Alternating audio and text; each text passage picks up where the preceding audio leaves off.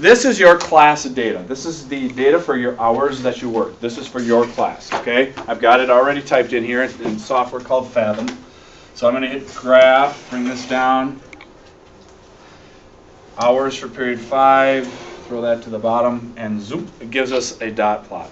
Remember the jelly blubbers thing? It's kind of a dot plot deal. Same deal. This is a graph of your class. Looking at it right now, what's the minimum? 0. What's our max? 30. Okay? If I want to convert that into a histogram, which is what we're going to really be looking at here, it's broken down into what we call classes. How wide, or what's the width of each one of these classes? This is 5. That's 2.5, right? So the class width is 2.5. 0 to 2.5, 2.5 to 5, 5 to 7.5, 7.5 to 10, 10 to 12.5. So we're going up increments of 2.5 in this scenario. But you can kind of see, all right, I can tell right off the bat, there are 10 people that work between 0 and 2 hours. Because it stops just before that line. There are probably 1 person that works between 2 and 4 hours. You can check the chart, your chart in front of you, and then you can kind of go from there. What we're going to learn is how to make graphs like this. Now, in real life, Excel will do it for you. It's not about can Excel do it for you, it's about interpreting graphs. And you'll see it in media a lot, where people go, yeah, but I'm going into journalism, so I don't need statistics. Just the opposite. You need statistics if you're going into journalism, because what happens is there are too many times where journalists misinterpret the data, and they throw everything off, and then there can be lawsuits and everything else. So they got to make sure they're interpreting, and not to mention they won't have a job very long because they look like idiots when they're going and publishing this whole thing. So what happens is you want to make sure you're analyzing, and that's what happens after we're done with this kind of stuff that we're talking about in the beginning. Real life, are you going to make a graph and histograms? You probably go to Excel, type it in, and have it done. But you got to understand how the graph works and how the guts behind it and what cells mean and class width and upper class limit, kind of the definition stuff. That's why we're doing this nitty-gritty stuff in the beginning. Okay? All right. Let's get out of that today. Let's go to your notes. Okay, you have a notes sheet in front of you. This is section 2.1 notes. I've already typed them up for you. You can add to it if you want. Put your phone away. Daniel? That's good. Stats chapter 2.1 notes. Frequency distribution is a table and a tally. Distribution means how often is it distributed. How it goes from minimum to maximum, what we call a range. How is it distributed amongst the population? That's what a frequency distribution is. We're going to use tables and tallies. Class or intervals is how many classes are we talking about? For example, we look at, this is period 4's data. I had already copied and transferred it over. This has 0 to 2, 2 to 4, 4 to 6, 6 to 8. There's a bunch of different classes here. Now, we're going to simplify things a little bit. And like tonight in your assignment, it says box for number 33 from your homework. You go to the book, look at bowling scores for number 33, and I want 5 classes. I'm telling you how many classes I want. Okay, they'll tell you, we want 6 classes, or we want 5 classes, or 4 classes, or something like that. What that means is what are our increments going to be? All right? Lower class limit versus the upper class limit. If this goes from 0 to 2, what's the lower class limit? This goes from 0 to 2. What's the lower class limit? 0. This is the lower class limit. What's 2? The upper class limit. It's the low part and the high part of that class. So then this goes from 2 to 4, 2 to 4. So what's the lower class limit of this cell right here? 2. Lower class limit is 2. What's the upper class limit? 4. What's the midpoint of that class? 3. What's the midpoint of this class? The first one? 1. What's the midpoint of this class? Goes from 10 to 12. Midpoint would be 11. Do you understand upper class limit and lower class limit? More definitions than anything. So when they throw out, what's the lower class limit? You know what they're talking about. Then range is your max minus your min. What's your max? Look at period 5. What was your max for hours? I don't know. 30? What's the min? 0. Well, 0.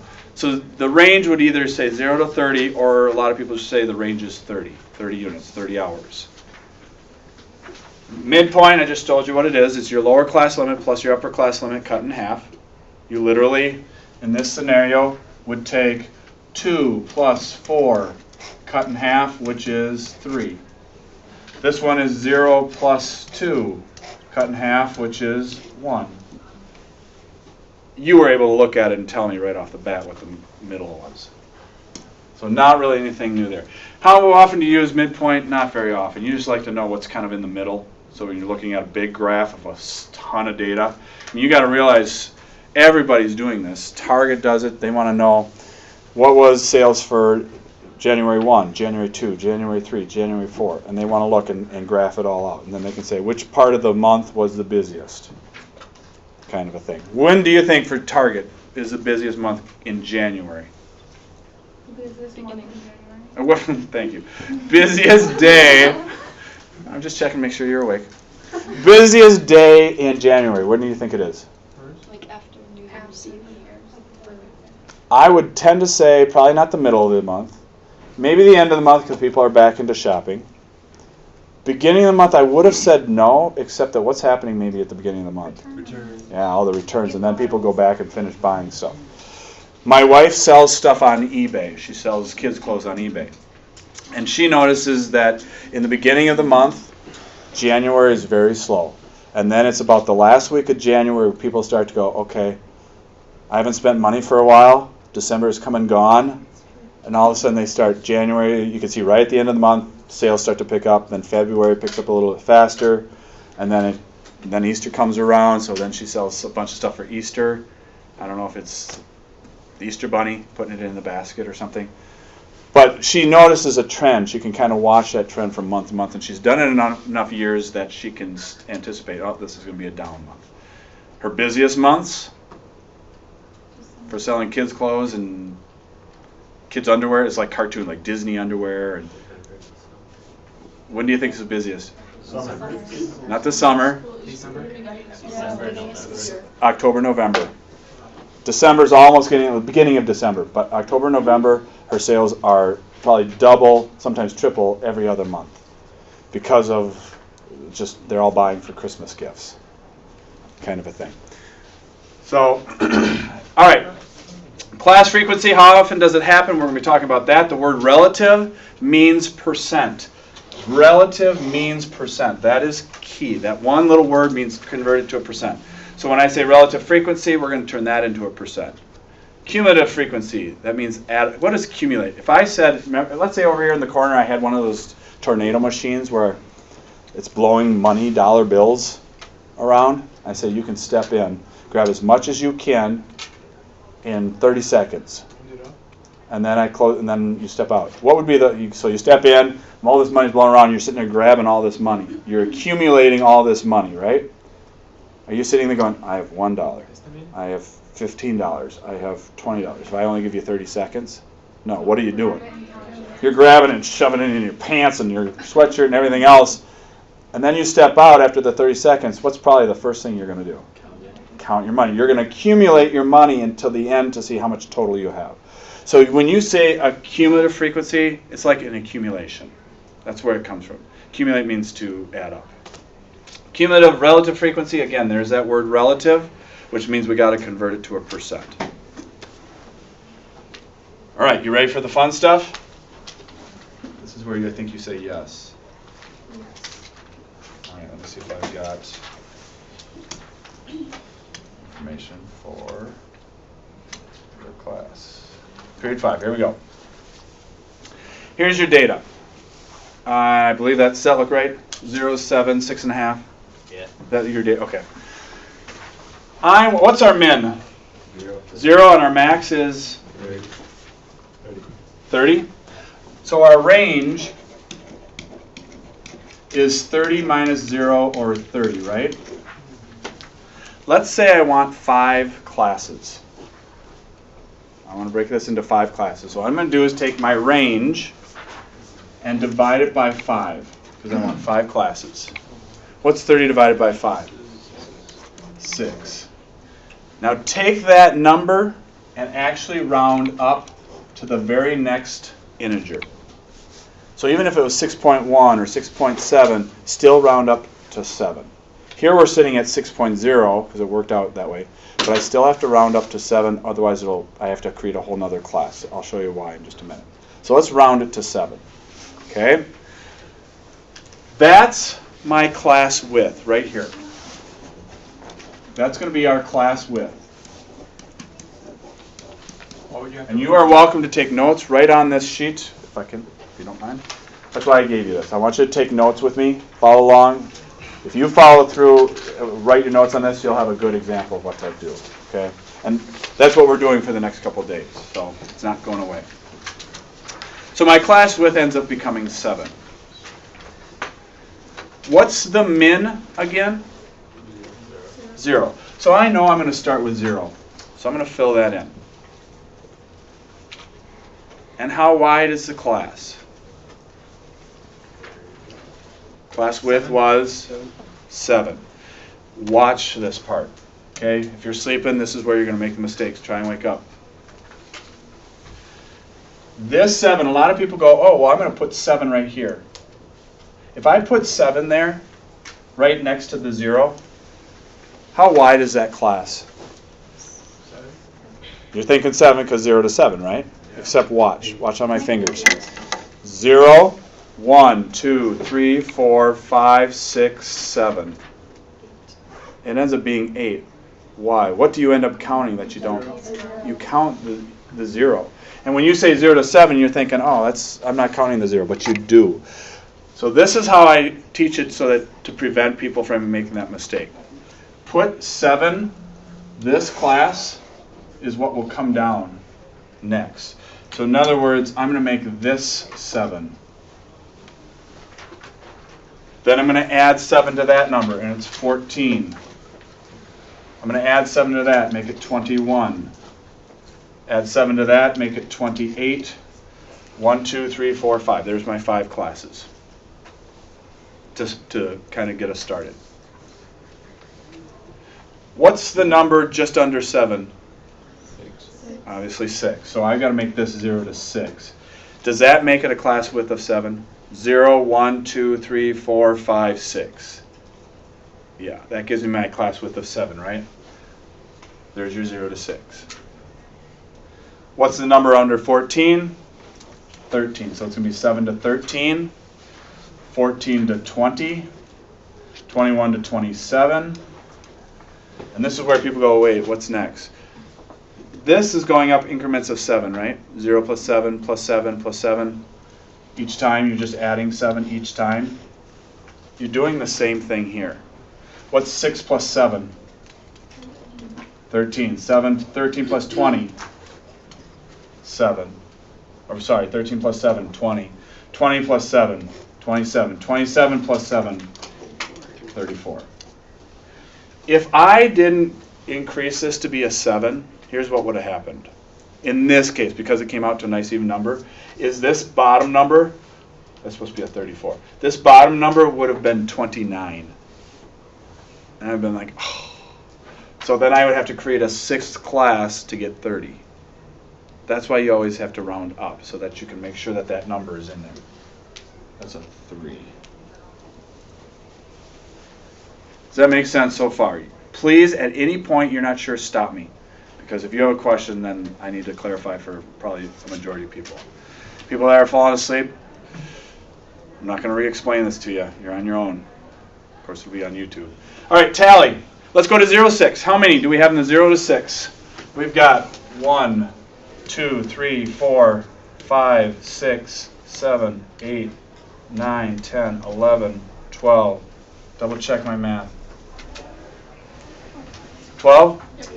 All right. So I have, tallies are this. 1, 2, 3, 4, 5, 6, 7, 8, 9, 10, 11, 12. And then frequency is you just write the number. A lot of people might skip the tally, and that's fine. Just go into frequency. I just want to make sure you know what tally is. How about 7 to 13? We've got 7, 1. Actually start with the 6.5, right? after the 6, so 6.5, because that would round up to 7. 1, 2,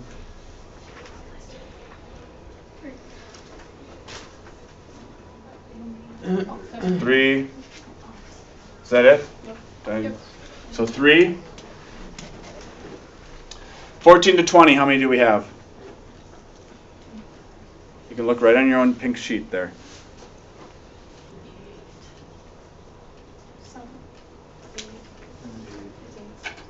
8? Yep. All right. 8 it is. How about 21 to 27? 0? I think 0. And then 28 to 34? 29 and 30, right? So this one and this one. Is there any others? So 2. You tally it or just write 2 there. Before you go any further, make sure you've got all your data. Now think big business. If you're doing this for somebody and you're mapping this out and you're trying to complete a sales portfolio for somebody, you don't want to mess this stuff up. So you would quickly check, I should have 2, 4, 6, 8, 10, 12, 14, 16, 18, 20, 22, 24, 25 pieces of data. 15, 23, 25. I have 25. So I've got everybody taken care of. I just wanted to make sure I didn't miss anybody. You can just put a little line underneath and go, okay, we have 25 pieces of data. To find the midpoint.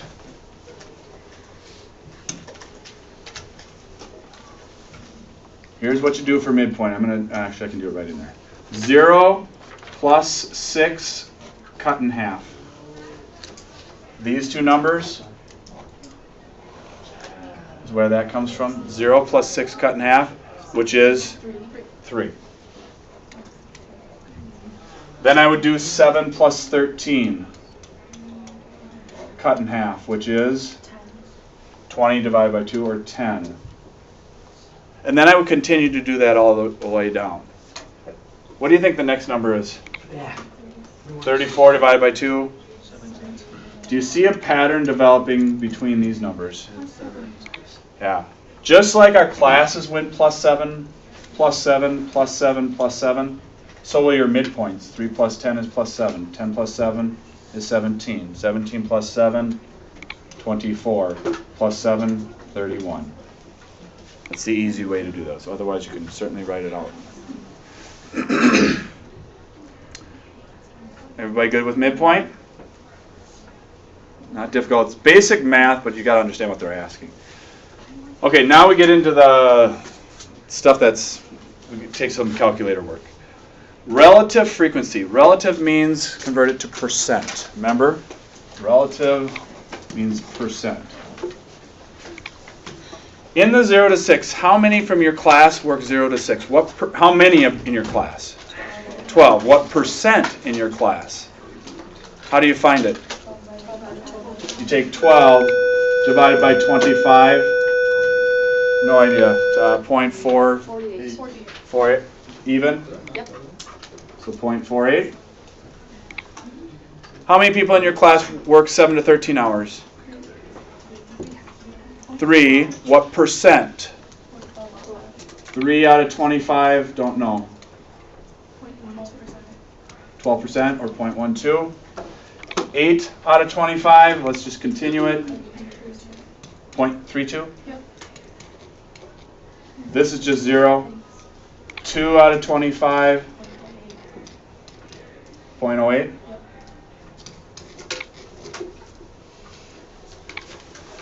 Yep. Should you write those as percentages? Well, at this point I'm leaving them as decimals, but you can, yes. Okay. Probabilities between 0 and 1 and percentages is just moving the decimal. You'll learn that later on. I'm not real picky about that at this point. Now, real quick, what should those 5 numbers add up to be? 100%, or if I'm working with decimals, 1.0. Move the decimal twice, that's your 100%. 48, 50, 60, 92, 100. We're good to go. Sometimes you'll get where it's 1.01 or you'll get 0.99. It's what we call round-off error. This worked out nice and neat. But what happens if this was 0.483? we would have rounded it to 0.48. This could have been 0.117. We rounded it to 0.12. What happens is that third number gets kind of thrown off. So sometimes at the end you can have one little extra one, and that's just because we call it round off error. So don't let that throw you off. If you get 92.92 here, then you've forgotten something. Okay? Good with relative frequency. All right, let's do cumulative frequency. Is the word relative in there? No. What does cumulative mean? Let's add it up. Okay, so how many in your class work 6 hours or less? 12. So I'm just going to put 12 in there. How many in your class work 13 hours or less? No? 15. 13 hours or less, meaning all of this so far. It's 12 plus 3. So we're talking 15. How many in your class work 20 hours or less? 12 plus 3 plus 8. So we're talking 15, 23. Good. Heard that, I guess. How many work 27 hours or less in your class? Still 23. And how many in your class work 34 hours or less? 25? Yep. So I haven't converted percents, I just turned it into cumulative. In other words, totals at this point. So if I was a business, I could look at it and say, 23 people in this class work 27 hours or less. 15 of people in my class work 13 hours or less. Now you can convert that to business. Okay? From the 10th, January 1 to January 10, that's how many people worked, or that's how much money we made, or that's what our sales was with up to the 10th. What was our sales up to the 11th, up to the 12th, up to the 13th? At the end, what was our total sales for that month? Okay? And think about any business that would be working with that if they were trying to run a business, right? So then what about cumulative relative frequency? Whoa, could you add any more words to this? Cumulative relative frequency. Yeah. Taking the cumulative frequency and converting it to a percent. So 12 out of what? Excuse me. 12 out of 25, which is still 0.48. Now I take 15 out of 25. 60. Who is that? Omar. Omar? You don't even have your calculator. How do you know it's 60? I already did it. Okay. Is there another way? I was wondering if... Brad? I just took the cumulative, or the relative frequency. Relative? Relative, yeah. And then just added them. These two added give you your 0.6, right? Okay. This one's going to be 23 out of 25, which is going to be 60 plus 32, so 92. Omar, is that right? Yeah. 92. This is still 23 out of 25, so we're still sitting at 0.92. Nothing's going to change there. And then this becomes 25 out of 25, which is your 100% or your 1.0.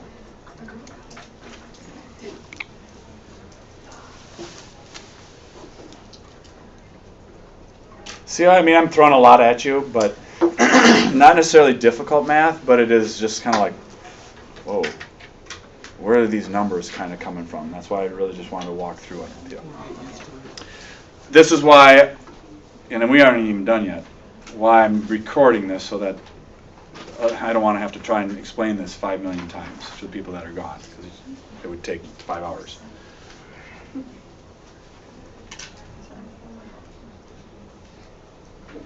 Okay, and this I'm going to need your help with.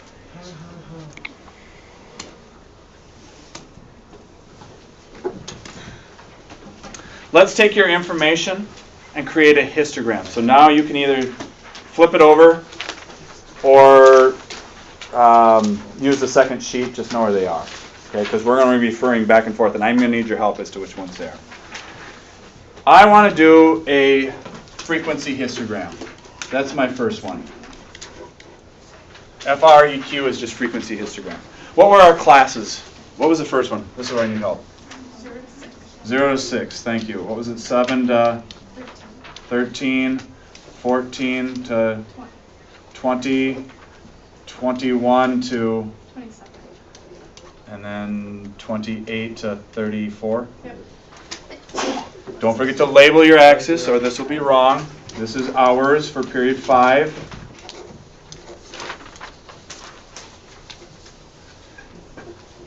And then this is frequency or what we call quantity for the y-axis, so I got to label that.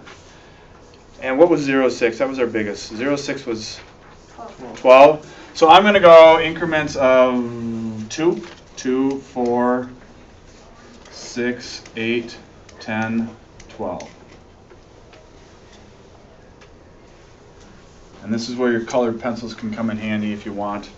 Don't have to, obviously, but first one, 0 to 6. How many did we have? 12. 7 to 13, how many did we have? 3. So we're talking 3. 14 to 20. 8.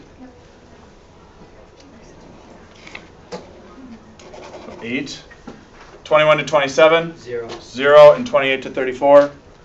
Is that 2? Oops. Do that.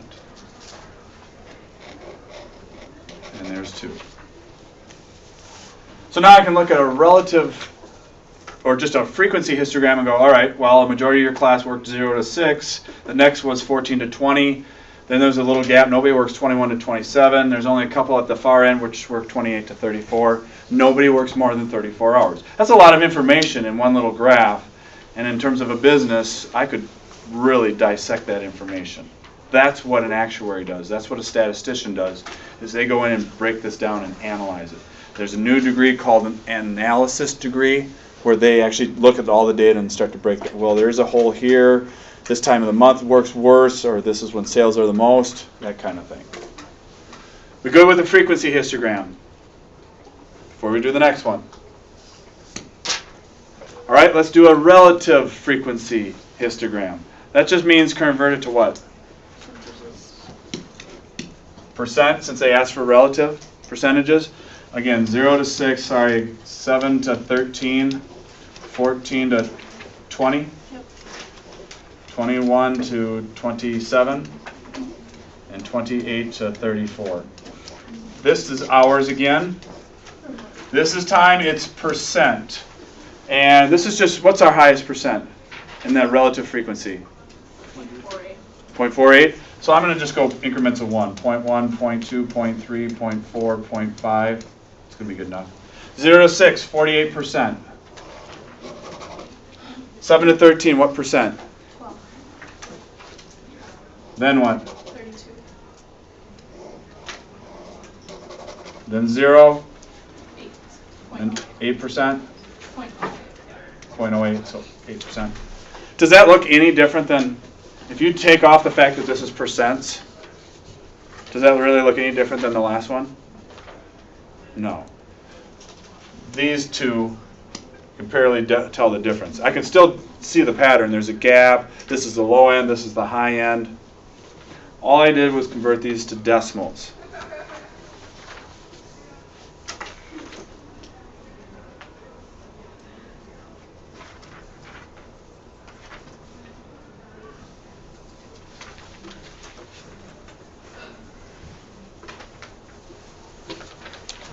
You with me so far? Can I do the last one?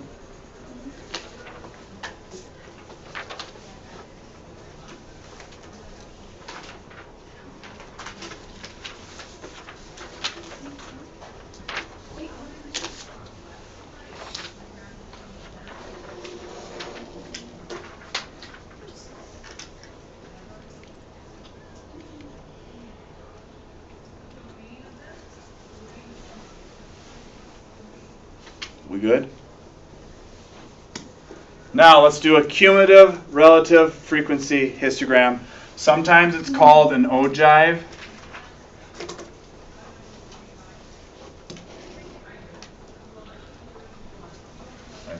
to rewrite it. Sometimes it's called an ogive. It looks like ogive, but it's called an ogive. O-G-I-V-E. But it's called a cumulative relative frequency histogram. This time I want to look at the totals up to. So what's going to be the very last bar? What percent? 100. It's going to be 100%. Okay? So this time I'm going to go increments of, we can do 0.1, 0.2, 0.3, 0.4, 0.5, 0.6, 0.7, 0.8, 0.9, 1.0. You could have done increments of 2. I need to tell them that this is percent. You can make this 10%, 20%, 30%. Okay? We're just talking probability more than anything. All right, 0 to 6. We're still sitting at 48, right? Yep. We do this in blue. So we're talking 48%. Then 7 to 13. 60%. So we got to go up to 0.6. 14 to 20. 92. Up to 92%. 21 to 27, there wasn't any, so does the percent change? No, it stays as 92, so I got to still draw the bar, and that tells whoever's reading this graph, nothing changed between here and here. So there's probably nothing that happened in 21 to 27. And then 28 to 34 has got to be, since it's my last class, it's got to be 100%. So this, when you talk about a class or cumulative, that's got to match up to be 100%. And if it's 0, does it just stay the same? If it's 0, it just stays the same because it hasn't changed. And it should on your table anyways from when we did it. Yeah, but like, you want to mark it just down as... You don't want to go down to 0 because we're just staying cumulative. Remember, back, where's your class data? Oh, it's down here. Down here, when we did a cumulative frequency, remember how this changed 92? It stays as 92 right here. This is 92, this is 90, didn't change. That's what I'm graphing. Improved, that's it. What's that? So it just means that it hasn't improved? Right. Nothing happened. Nobody worked. In this particular case, it means nobody worked in the 21 to 27 hour range.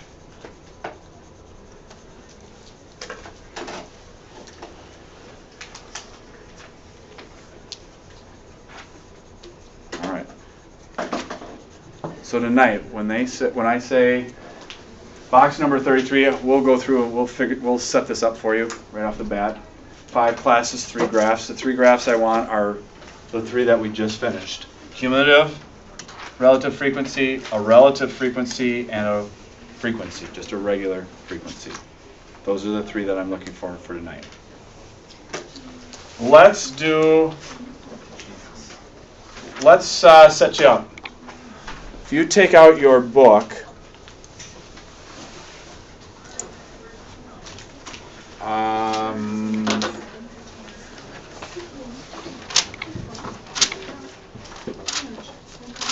your assignment is number 33 out of the book. This is page 52. Yep.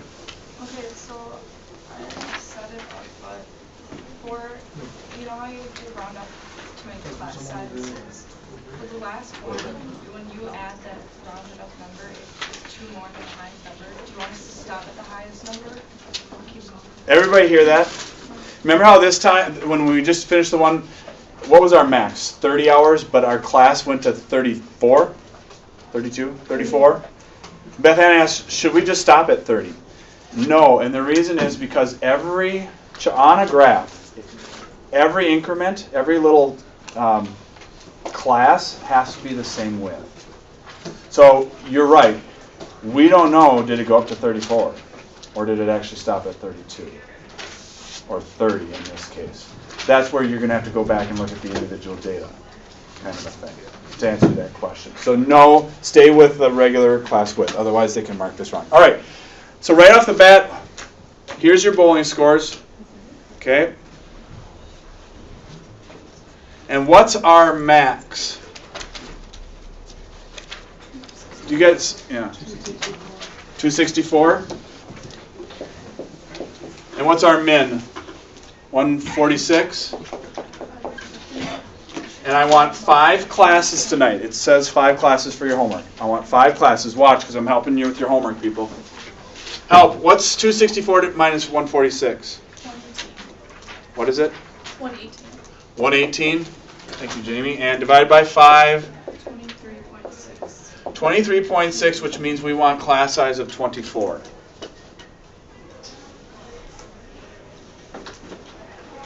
Right? Okay, now do I want to start at 0? Yeah. No, because we don't go till 146, so I'd go 0 to 24, 25 to 48. Oh, there's a lot of classes with nothing, so start at your minimum. So my minimum is 146. So let me do this on the, so you can see what happened here. What happened for number 33, the bowling scores, is our 264, our max, minus our min of 146, is 118, and divided by 5 classes, because that's what I said I wanted, which gave us 23.6. So I want 24 for my class width.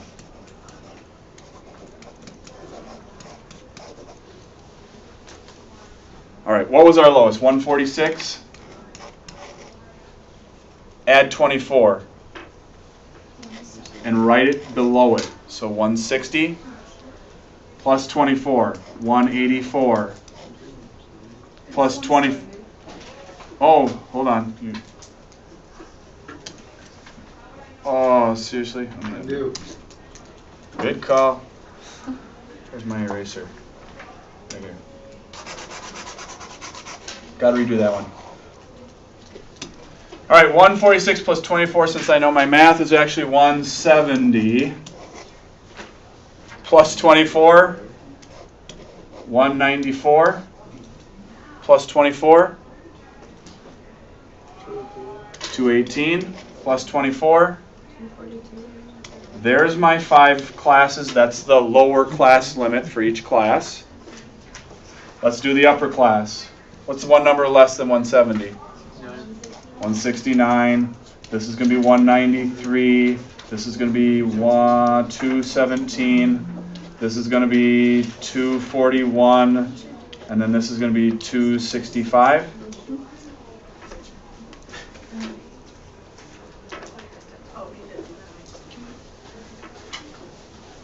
Yep. Can we do our homework on the sheet?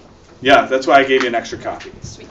And what you can do on that sheet, you guys, sometimes I see a lot of people that cut the graph in half, where it's sitting like this. They cut it in half, and they do one graph here and then another graph here, so they have more. That's up to you.